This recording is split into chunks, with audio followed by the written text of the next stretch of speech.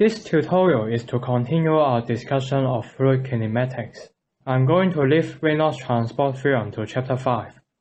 So I'm just talking about acceleration field and material derivative here. In calculus, you have learned about derivative as rates of change. To describe motion of particles in a fluid, of course, we want to know about the acceleration too. However, as I mentioned in the previous video, the velocity field is both a function of time and space. So how can we find the acceleration of a particle from its velocity as we did in Mechan 2020? If you are good at calculus, you shall see that I intentionally put the answer here already. So, in fluid mechanics, people usually refer to the total time derivative as the material derivative. And if we expand the total derivative, we get this. It can be used to find rates of change in general.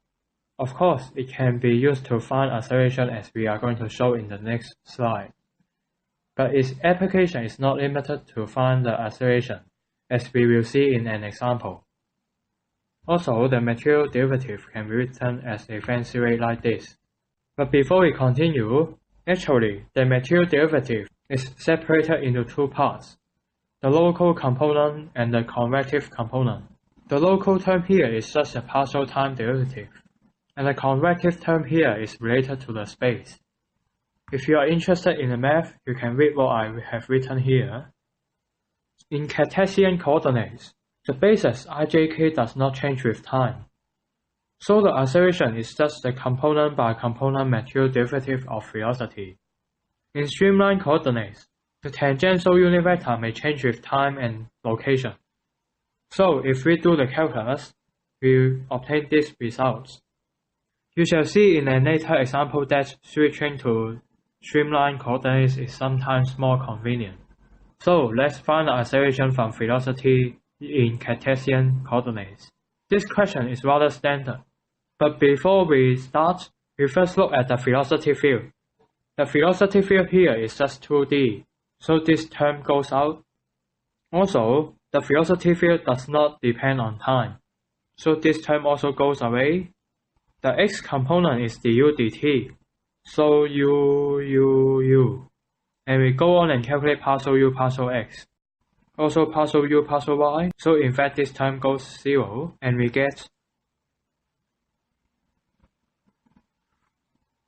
for the y component, there is dv dt, so v, and we calculate partial v partial x, there is 0, so this term goes away, and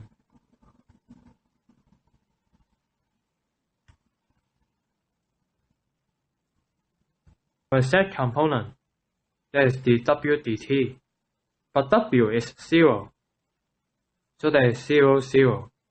Of course, d0 is 0. For points with 0 acceleration, we require that both the x component and y component 0. So that implies both x and y are 0. So the only point with 0 acceleration is the origin. Then we work on a comparatively less standard example involving unsteady flow. So you have to recall what I say about local and convective terms of acceleration to do this.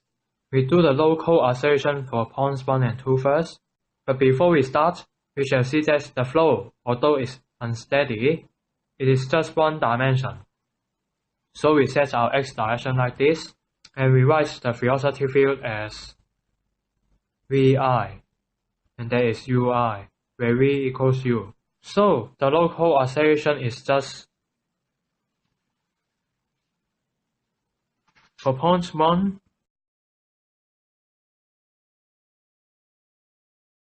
and similarly for point 2, and we are done with the first part. For the second part, it's asked for the average convective acceleration between the 2 points. As you recall, the convective acceleration is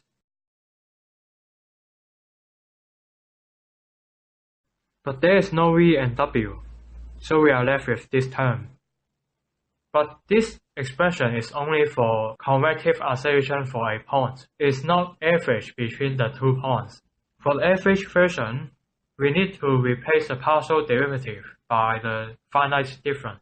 Now we look at our flow. In the coordinate system we said the velocity goes along the direction we set. So u greater than 0 and delta u delta x is u2 minus u1 divided by x2 minus x1. And here we see that v2 greater than v1.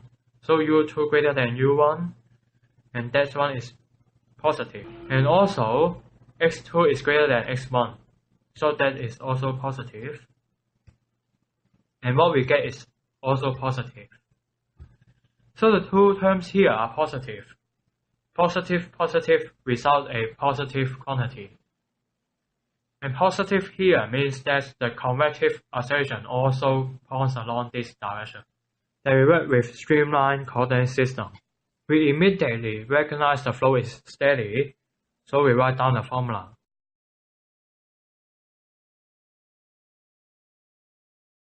Here the streamlines are flat, so the radius of curvature goes infinity, and the normal component of acceleration goes 0. So the acceleration is just, and we only have to compute this term.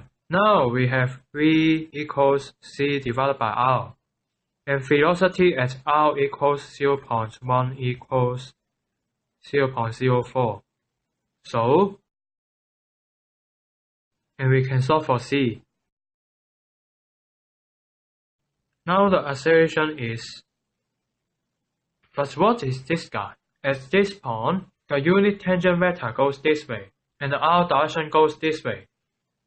So r and s always goes opposite to each other, and we can write, and we plug in what we have got by power law, and we simplify the expression. For point A, r is 0.8. So we can plug in the 0.8 for the previous expression.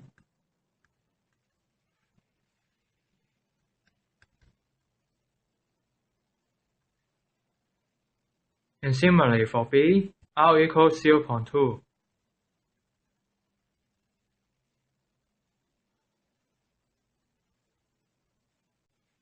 And we are done with this example. The message I want to give in this last example is that the material derivative is just the rate of change, and we can use it to find the rate of change of anything associated with the flow. So let's start working. Here we want to find dt, so t. But the temperature is independent of y and z, so these two terms goes out. And the question indeed asks for dt, tx equals 0, and also at another point 0.4. So let's start by finding partial t.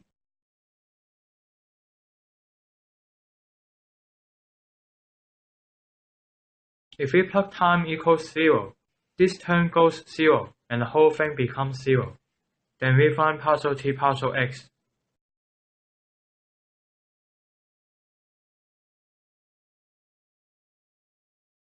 If we plug time equals 0,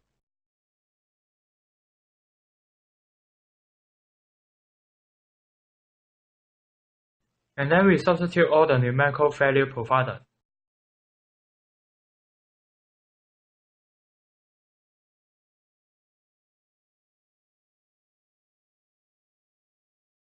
So at time equals 0, dt is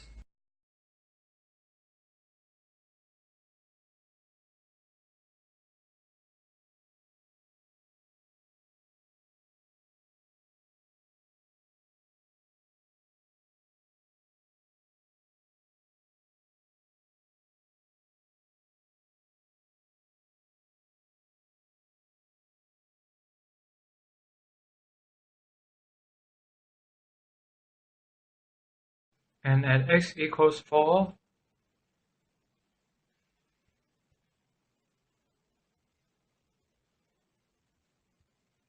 so today we talk about material derivative and how to use that to obtain acceleration from velocity.